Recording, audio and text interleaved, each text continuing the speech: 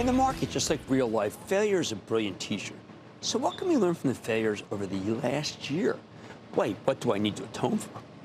Let me talk about one of my most eye-catching fumbles in 2023. In February, we ran a segment on the 10 best performers in the S&P 500 for February, looking for stocks that could keep winning through the rest of the year. One of these stocks was a company called Silicon Valley Bank, which went on to collapse a little more than a month later. But when I talked about it in February, it was up 40% for the year, and everything looked fine, to the point where I recommended a darn thing. That was a huge and ridiculous mistake. Silicon Valley Bank experienced an actual bank run, kicking off the whole mini banking crisis for the year. Downright embarrassing, and I got thrashed all over the place when I make mistakes. You know what? I actually don't care, as I am tougher on myself than any one of these glasshouse critics could ever be. But I also think it's given us a teachable moment, because nearly everybody got Silicon Valley Bank wrong. Almost no one saw it coming. Well, that's no excuse. If you look back to 2 days before SVB collapsed, of the 23 analysts who covered the stock, 22 of them had either buy or hold on it, with an average price target of 292. Only one analyst was negative, Morgan Stanley's Manan Gosalia. Congratulations. But even he had a $90 price target on this thing. Even the most negative of them thought it was a $90 stock, not a stock that was quickly headed to zero. Oh, and to be sure, it's no excuse that everyone got it wrong. You don't watch a show about everyone. You watch the show because of me, and I let you down. In short, the Silicon Valley Bank run was one of those events that blindsided everybody. So how the heck did we all get it wrong? Okay, let me tell you a little story. Once upon a time, Silicon Valley Bank really did have a fantastic business going. This company got its start as a normal regional bank in Silicon Valley. Thanks to its footprint in the land of innovation, SVB became the bank of choice for a huge chunk of our nation's startups, including their founders and top executives. In the end, they were doing anything and everything for these startups and their top guys: banking, wealth management, even lending them money, using their non-publicly traded stocks as collateral. There's a hopeful game. In more recent years, they made some moves, expanding into research and investment banking, and all for the same type of customers. The stuff is terrific. Given Silicon Valley Bank's relationships with tech startups, emerging biotech firms, and their principals, you had a lot of reasons to believe their strategy would keep paying off and few reasons to bet against it. After all, for many years, it was incredibly successful. SVB's average deposits grew from $20 billion in 2013 to $48 billion in 2018, and then $186 billion in 2022. Their earnings per share soared too, and their stock caught fire along with the IPO market, skyrocketing from 200 in 2017 to an all-time high of 763. Right before the Fed declared war on inflation in November of 2021. Of course, in 2022, SVP got poleaxed, stock plummeting back to below 200 by its lows in early December. See, the Fed's aggressive rate hikes made their clients a lot less valuable. Higher rates made it much harder for startups to get funding, and the IPO market shut down, so the more mature ones couldn't come public in order to raise more cash. You don't want to be the banker to startups in a world where the IPO market's frozen. But like the analysts who covered this thing, I assume that was baked into SVB's stock price after it plunged from 763 to under 200. Baked in.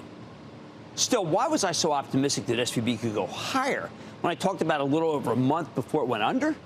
That's because the mini banking crisis came from out of nowhere, and this particular bank fell apart practically overnight, right after a prominent group of great analysts from MoffettNathanson sold themselves to these guys.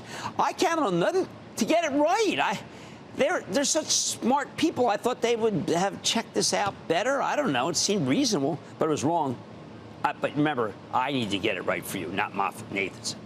Remember how 2023 started? In January, we got a series of cooler inflation readings and weaker macro numbers, which led many of us to believe that the Fed was winning its war on inflation, could soon stop raising interest rates. In fact, the consensus view at the time figured the Fed might even begin cutting rates at the end of the year, although I never bought into that, thank heavens. If that more benign scenario had unfolded, the IPO market would have opened up again in the first half, and SVB would have been just fine. After all, they've been in the business for 40 years. I assume they know what the heck they were doing. Of course, all these assumptions turned out to be flat out wrong. First, not long after our ill-fated commentary on SVB, the economic situation turned on its head. We got stronger numbers, and inflation started heating up again with a much higher than expected consumer price index number on February 14th, Valentine's Day. We quickly realized that the Fed's war against inflation was far from over, something Fed Chief Jay Powell confirmed shortly before the bank run, when he made some very hawkish remarks on Capitol Hill.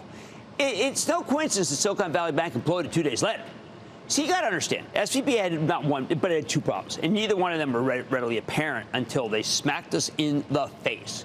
First, the deposit base was way too concentrated among venture capital firms and their portfolio companies. Second, they took this money and made some very aggressive investments in longer-term government bonds to pick up a little extra interest, investments that were underwater because the Fed's rate hikes crushed bond prices. Normally, it's fine if your bonds are underwater. You just wait until maturity, get your principal back. Big deal.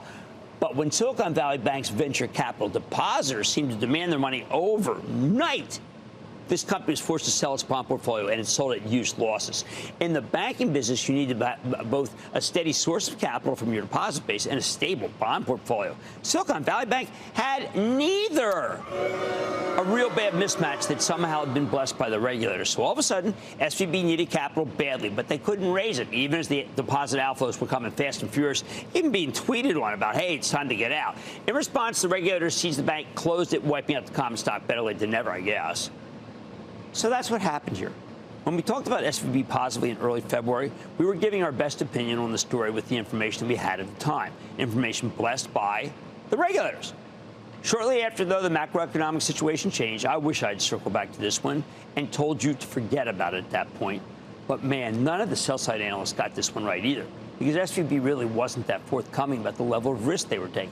We only learned how reckless the firm was with its investment portfolio right before the bank went under. They were running their money in a way that made them insanely vulnerable to losses in the event of a quick exodus of deposits. I also didn't count on those who departed yelling fire in a crowded theater, of course, on Twitter. They practically willed a bank run into existence. Who could have thought that anyone would do that? Most importantly, we were too cursory and chose to rely on public documents that had been vetted by regulators. We should have gone deeper than that, because we came to learn that while the regulators were very strict with systematically important financial firms, they were apparently a lot more lenient with banks dubbed non-systematically important, like SVB. Bottom line here, so many of us got Silicon Valley Bank wrong because we relied on the regulators, who were also wrong. The bank examiners were totally asleep at the wheel before the mini financial crisis, although they've gotten much more aggressive once the horse had already left the barn. Still, it's no excuse. We need to be better than the regulators are, and in the case of SVB, we weren't. I wish I'd been more prescient with this one, but when I get it wrong, I always atone for it. Mad Money's back after the break. Don't miss a second of Mad Money. Follow @Jim Cramer on Twitter. Have a question? Tweet Cramer. #MadTweets.